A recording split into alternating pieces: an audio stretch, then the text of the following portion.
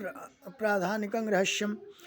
ओम अस्य श्री सप्तशती रहस्य त्रयश नारायण श्री अनुष्टुप छंद श्री महाकाली महालक्ष्मी महासरस्वती यथोक्त फलवाप्त्यर्थं जपे विनियोग। ओम राजोवाच भगवन्नावतारा में चंडिकाया तयोदिताय तेषां प्रकृतिं ब्रह्मण प्रधानं वक्तुमर्हसि आराध्यं यन्मया दिव्या स्वरूपं येन च द्विजा विधिना ब्रूहि शक्लं यथावत् प्रणतश्रीमेषिर्वाच इदं रहस्यं परमम् अनाख्येयं प्रचक्षते भक्तोऽस्ति इति न मे किञ्चित् तवा वाच्यं नात्प सर्वस्यादा महालक्ष्मी स्त्रीगुणा परमेश्वरी लक्ष्यालक्ष्यस्वरूपा सा व्याप्यकृतष्णं व्यवस्था मातुलुगं गदा खेटं पानपात्रं च बिभ्रति नागं लिंगं च योनिं च बिभ्रति निपमूर्धनि तप्तकाञ्चन वर्णाभा तप्तकाञ्चन भूषणा शून्यं ततखिलं स्वेन पूर्यामाश तेजसा शून्यं ततखिलं लोकं विलोक्य परमेश्वरी बभार परमं रूपं तमसा केवलेनि सा भिन्नांजन शंका सा दंष्ट्राकितवरान्ना विशाल लोचना नारी बभूतनु मध्यमा खड़गपात शिरा खेटे अलंकृत चतुर्भुजा कबंधारं शेषा बिभ्रानाहि शिरसजम सा प्रोवाच महालक्ष्मी तामसी प्रमदोत्तम नाम कर्म च मे मातर देहि तुभ्यं नमो नमः तां प्रोवाच महालक्ष्मी तामसी प्रमदोत्तमां तदामि तव नामानि यानि कर्माणि तानि ते महामाया महाकाली महामारी क्षुधा तिसा निद्रा तृष्णा चैकवीरा कालरात्रि दुरत्या इमानि तव नामानि प्रतिपाद्यानि कर्म भी एभि कर्माणि ते ज्ञात्वा योधिते सौश्नुते सुखं तामित्युक्ता महालक्ष्मी स्वरूपम अपरं नृप सत्वाख्येनाति शुद्धेन गुणेनेन्दु प्रभं दधौ अक्षमालंकुशधरा वीणा पुस्तक धारिणी सा बभूवरा नारी नामन्यस्ते च सा ददो महाविद्या महावाणी भारती वाक्शश्वती आर्या ब्राह्मी कामधेनु वेद गर्भा चौधीश्वरी अथोवाच महालक्ष्मी महाकालीं सरस्वती युवां जनयतां देव्यो मिथुने स्वानुरूपत इत्युक्त्वा ते महालक्ष्मी ससर्ज मिथुनं स्वयं हिरण्यगर्भो रुचिरो स्त्री पुंसो कमलासनो ब्रह्मण विधे विरंचेति धातरित्या तं नरम श्रीपद्मे कमले लक्ष्मीत्या माता च तं स्त्रिं महाकाली भारती च मिथुने सजतः स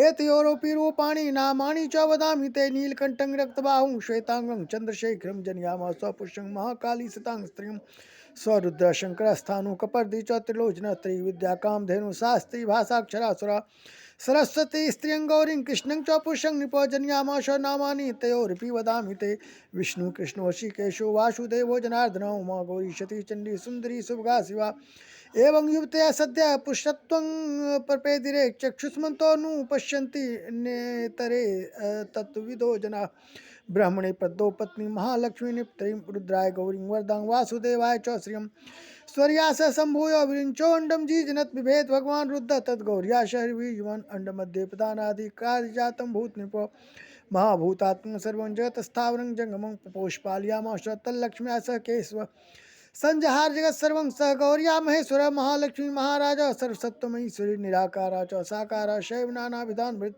नामांतरे निरुपेसा नाम नान्येन किंचित ओम प्राधानिकं रहस्यम्।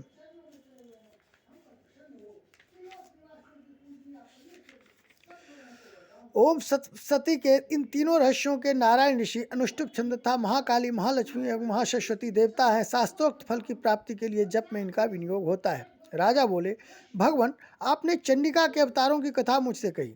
ब्राह्मण, अब इन अवतारों की प्रधान प्रकृति का निरूपण कीजिए। द्विजश्रेष्ठ, मैं आपके चरणों में पड़ा हूँ। मुझे देवी के जिस स्वरूप की और जिस विधि से आराधना करनी है वह सब यथार्थ रूप से बतलाइए।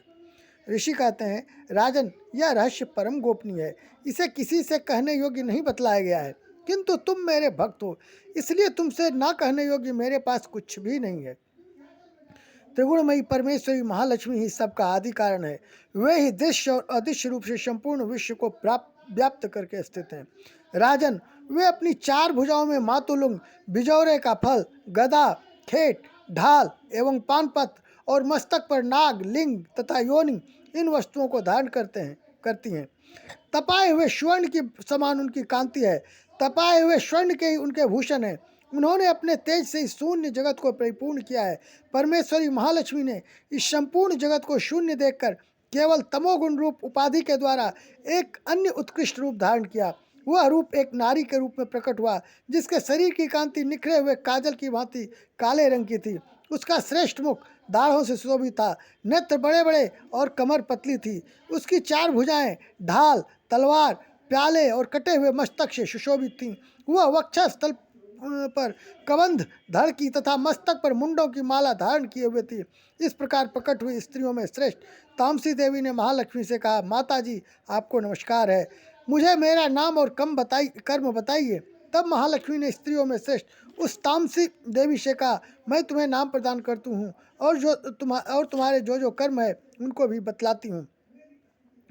महामाया, महाकाली, महामारी, क्षुधा, तृषा, निद्रा, तृष्णा, एकवीरा, कालरात्रि तथा दुरत्या, ये तुम्हारे नाम हैं जो कर्म के द्वारा लोक में चरितार्थ होंगे। इन नामों के द्वारा तुम्हारे कर्मों को जानकर जो उनका पाठ करता है वह सुख भोगता है।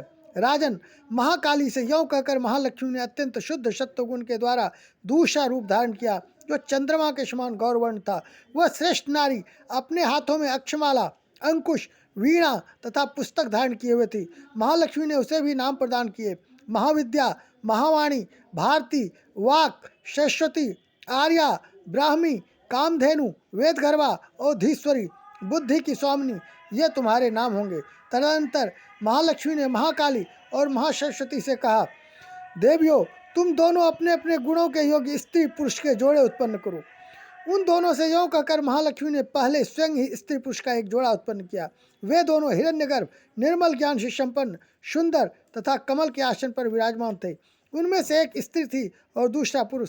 तत्पश्चात माता महालक्ष्मी ने पुरुष को ब्राह्मण, विधे, विरिंच पुरुष तत्पश्चात माता महालक्ष्मी ने पुरुष को ब्राह्मण, विधे, विरिंच तथा धाता इस प्रकार संबोधित किया और स्त्री को श्री, पद्मा, कमला, लक्ष्मी इत्यादि नामों से पुकारा। इसके बाद महाकाली और महासरस्वती ने भी एक एक जोड़ा उत्पन्न किया। इनके भी रूप और नाम मैं तुम्हें बतलाता हूँ। महाकाली ने कंठ में नील चिन्ह से युक्त लाल भुजा, श्वेत शरीर और मस्तक पर चंद्रमा का मुकुट धारण करने वाले पुरुष को तथा गोरे रंग की स्त्री को जन्म दिया। वह पुरुष रुद्र, शंकर, स्थानु, कपर्दी और त्रिलोचन के नाम से प्रसिद्ध हुआ तथा स्त्री के त्रयी, विद्या, कामधेनु, भाषा, अक्षरा और स्वरा ये नाम हुए। राजन, महासरस्वती ने गोरे रंग की स्त्री और श्याम रंग के पुरुष को प्रकट किया। उन दोनों के नाम भी मैं तुम्हें बतलाता हूँ। उनमें पुरुष के नाम विष्णु, कृष्ण, ऋषिकेश, वासुदेव और जनार्दन हुए तथा स्त्री उमा, गौरी, सती, चंडी, सुंदरी, शुभगा और शिवा इन नामों से प्रसिद्ध हुई। इस प्रकार तीनों युवतियां ही तत्काल पुरुष रूप को प्राप्त हुई। इन बात को ज्ञान नेत्र वाले लोग ही समझ सकते हैं, दूसरे ज्ञानी जन इस रहस्य को नहीं जान सकते। राजन, महालक्ष्मी ने त्रैविद्या रूप सरस्वती को ब्रह्मा के लिए पत्नी रूप में समर्पित किया, रुद्र को वरदायिनी गौरी तथा भगवान वासुदेव को लक्ष्मी दे दी। इस प्रकार सरस्वती के साथ संयुक्त होकर ब्रह्मा जी ने ब्रह्मांड को उत्पन्न किया और परम पराक्रमी भगवान रुद्र ने गौरी के साथ मिलकर उसका भेदन किया।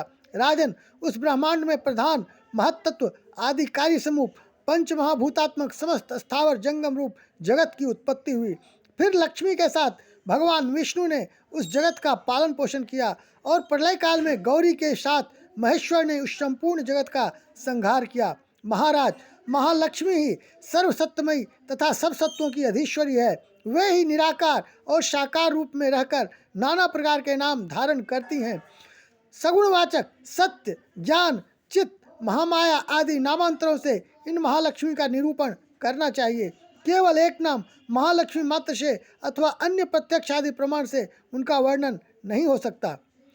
प्रथम रहस्य में पराशक्ति महालक्ष्मी के स्वरूप का प्रतिपादन किया गया है। महालक्ष्मी देवी की समस्त विकृतियों अवतारों की प्रधान प्रकृति हैं। अतएव इस प्रकरण को प्राकृतिक या प्राधानिक रहस्य कहते हैं।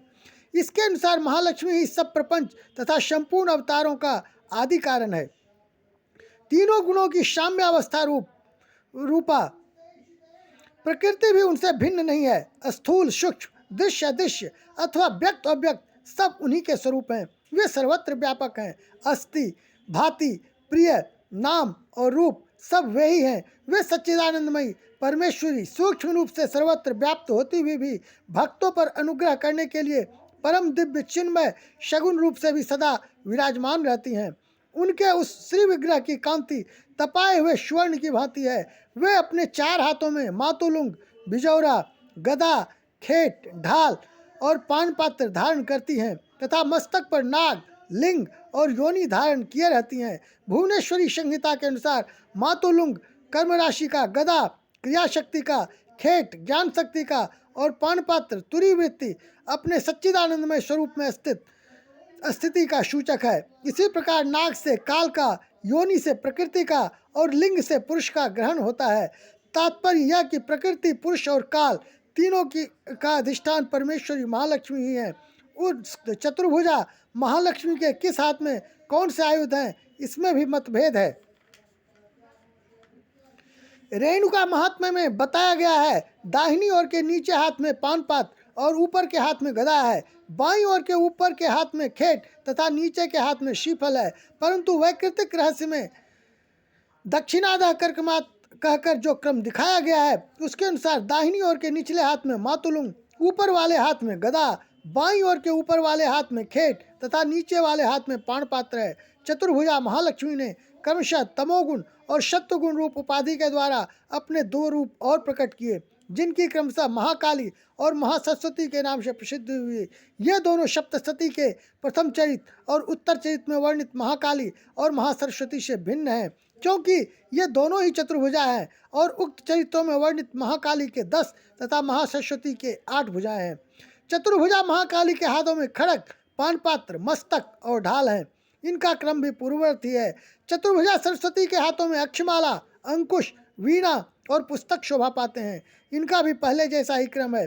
फिर इन तीनों देवियों ने स्त्री पुरुष का एक एक जोड़ा उत्पन्न किया।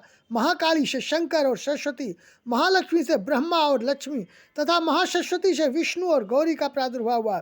इनमें लक्ष्मी विष्णु को, गौरी शंकर को तथा सरस्वती ब्रह्मा जी को प्राप्त हुई। पत्नी सहित ब्रह्मा ने सृष्टि, विष्णु ने पालन और रुद्र ने संहार का कार्य संभाला। इन अवतारों का क्रम इस प्रकार है। चतुर्भुजा महालक्ष्मी मूल प्रकृति,